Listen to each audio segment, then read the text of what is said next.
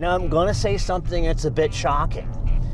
Dynamically, this craps on the doorstep of the Mercedes EQS. It's in another level. And I'd go so far as to saying it craps on the doorstep of the EQS AMG, and this, it's not even the M yet.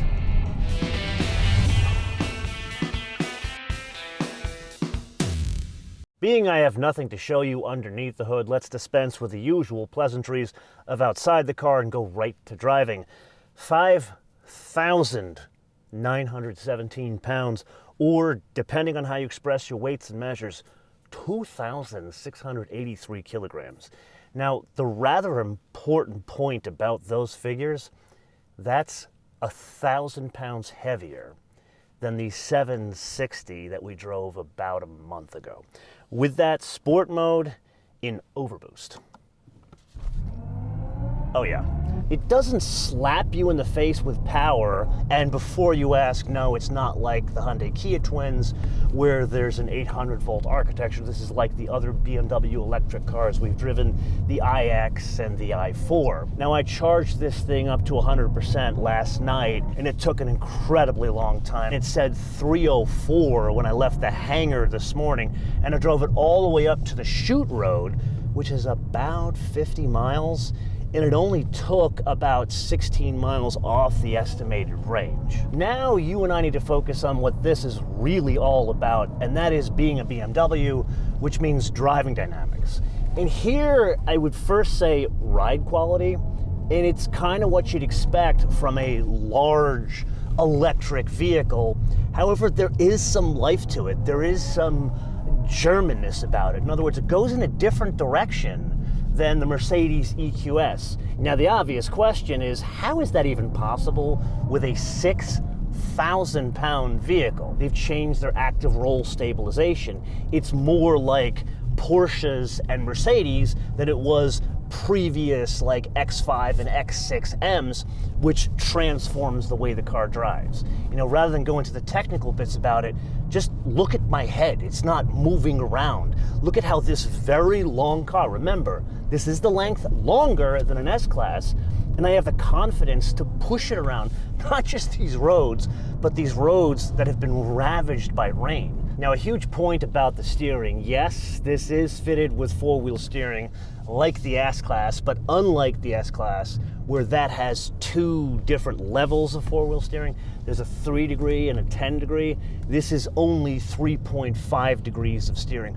Works well in low-speed situations like parking lots, but more importantly, that's one of the key contributors to the stability of this thing going around corners like you see here. And really, that takes us back to the original theory of four-wheel steering, and that is shortening the wheelbase of really any car. So we've discussed this is longer than that of an S-Class, but in practicality, it drives like that of a 5 Series. Let's you and I take a break from driving and have a come to Jesus discussion about EVs, or rather, where they derive their energy and store their energy. Because anybody that's telling you that these, not just this one, is green and sustainable today, in the near term, or even in the medium term, they're either trying to get your vote or lying to you.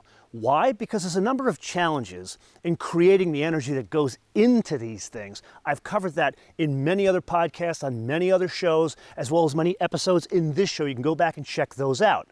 However, there is something that can be controlled that BMW is demonstrating. And that's where the materials, the minerals, derived. Because today they're generally derived from countries that we have strained direct diplomatic relationships with, or countries that have their mineral rights controlled by other hostile actors on the global stage. This is where BMW comes in. No matter what car company you are, whether you're making an EV or an internal combustion engine, you're getting your parts from outside suppliers, like tier 1 to tier 3 suppliers. And they, in turn, get their parts from other suppliers, smaller suppliers. BMW, they've taken the choice with their electric cars to control the sourcing of the battery, the minerals in the battery. So yeah, the battery isn't made by BMW, but they're the ones that go and get the minerals for the battery packs. So for example, instead of sourcing the cobalt from the Congo, BMW sources it from Australia. The lithium, instead of sourcing it from the usual Chinese sources, they source it from Argentina. Now, is this a solution that can work in volume? Absolutely not. This is not meant to be a volume product, so they can do this and back the political thought with facts. That is something that stands out not just for the i7, but all BMW electric cars. Because at the end of the day, when you take the electric car out of the equation and just focus on where are the minerals, where's the energy derived from, a lot of this whole debate is, don't bother me with the facts, my mind is already made up. Then let's press on to something that I would consider driving dynamics in this equation of electric vehicle, and that is the regen. Now here there are multiple modes, and we've been doing this in sport mode, and the big thing you notice in sport mode, this glides so much easier. Like no matter what EV you and I have driven, there's definitely a resistance even in no regen modes. This, I find myself cruising too fast on the freeway. Like up here, I was passing somebody, and then I wanted the car to slow down, and my brain is trained a certain way with regen to slow the car down. Here, something is different. It's closer to that Mercedes EQS concept car, really test bed you and I drove over the summer. There, Mercedes, they fool with the regen, and it does the opposite. It enables the vehicle to coast a bit more, so there's less resistance against the vehicle to make it more efficient going down the road. That's at least the theory of it. But in practice, the way you drive it, you feel the car, it just goes even without energy pushing the vehicle. Now, yes, there are other regen modes. The one we do have to focus on is efficiency, because that's the biggest delta. So let's go here to My Modes and hit Efficient. Now, yes, you can do this via voice, but it's quicker to do it via the button there. And the thing you notice is you do get more regen. It's not to the point where it's a one pedal mode, but it's not to the point of like, remember the first time we drove the second gen Nissan Leaf and it had that one pedal button? It's not to that level. This is not a city car. Yes, it is indeed that time again to play your favorite game, Mind the Absence game, with today's contestant, a very different kind of BMW, the BMW i7 xDrive 60, really the only way it comes, for a base price of $119,300. To that we add the color Deep Frozen Gray, or Frozen Deep Gray. That's an additional $5,000, but more importantly, it points out that this design in this generation of 7 Series, the color makes a huge difference in the personality of the car. You may remember in that 760 episode, we had the two-tone. We had the burgundy on the bottom and the black on the top. And that car, to me, it was a bit gaudy, but it gave it a certain, like, almost baby Rolls-Royce-esque look. This, with the flat black, really what this is, with the light ivory interior, and it's got a unique texture of the interior, it transforms the look of the car, which makes it look like almost a totally different car. Anyway, we press on to the driver's assistance package. That is level 2 autonomy, $2,100. Then again, changing the personality of the car. That last car we had a leather and cashmere interior, absolutely stunning and very different from a tactile feel point of view. This has an Alcantara headliner, which is part of the BMW individual spec. It ain't cheap.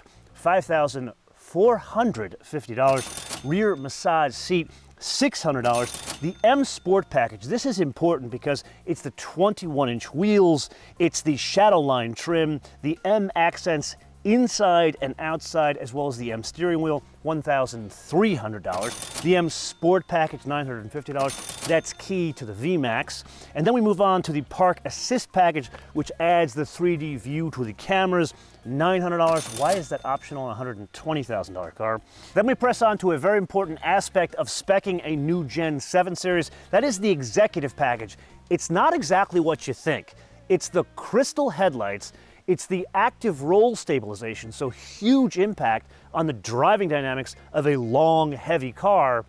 And then there is the party trick of the automatic doors. That comes along with the executive package and probably gives it its name and price, $6,550. Then there's another executive package, the rear executive package, and that changes the seats in the back, so it does this whole like business class, international airline kind of deal, as well as bring along the theater screen. Not going to demonstrate it in this episode because we spent a lot of time demonstrating it in the 760 episode. Go check out that episode. Then the climate comfort glass. Again, why is this optional on a car it's supposed to be luxury and an EV, $1,300? An interior camera, so you can take selfie videos.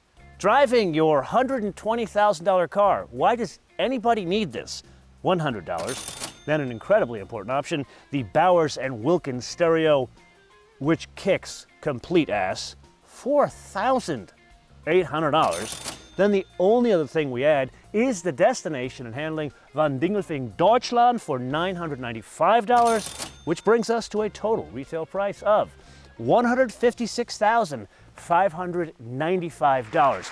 Put another way, or really two ways, that is $6,000 cheaper than the 760 we already drove, and the base price, the $120,000, $119,300 base price, that's $17,000 more than the cheap seats in the new 7 Series world, the 6-cylinder 740. So I may or may not have mentioned throughout this episode that it's a complex vehicle, and that extends to the HVAC system as it relates to the UX. I have shared with you over many episodes that BMW, they're kind of the reference point of UX now, which wasn't the case 20 some odd years ago. But here, they've put more screens, which, okay, fine, but at least you have controllers over here.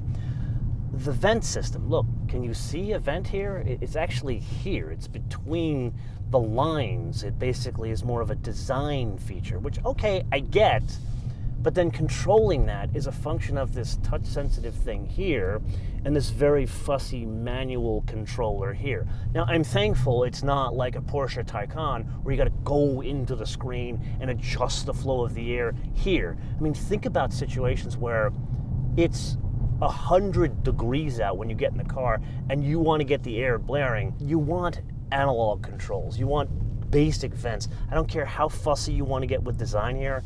This isn't the solution. So an open letter to car and UX designers. As we move forward in this world of complex vehicles, can we take the functions that were meant to be simple, that were sorted out 100 years ago, things like air vents and door handles, keep them simple. Everything else, you can add the complexity. Thank you very much. Okay, so what have we learned today? Besides the obvious that this dynamically is head and shoulders above the Mercedes EQS and EQS AMG. Instead, the lesson here is, do you want to be the first mover or the second and third mover in a space, specifically a high-tech space like this? I would argue BMW taking a back seat here and kind of thinking about where do I want to go and seeing what other people have done. They have come out stronger. I would argue now you put the collection of them together, the iX, the i4, and now this, the only thing holding them back, and this gets us to the wish list, is the charging architecture. This took forever to get it to 304 miles of range. If this was 800 volt architecture, it would be much faster. That's the only thing that's missing here. And perhaps this is the suggestion in the wish list. Instead of going to 800 and meeting Porsche and the Hyundai Kia group, odd to put those two together, how about leapfrogging them? Go to whatever the next stop is and be the first mover in fast charging.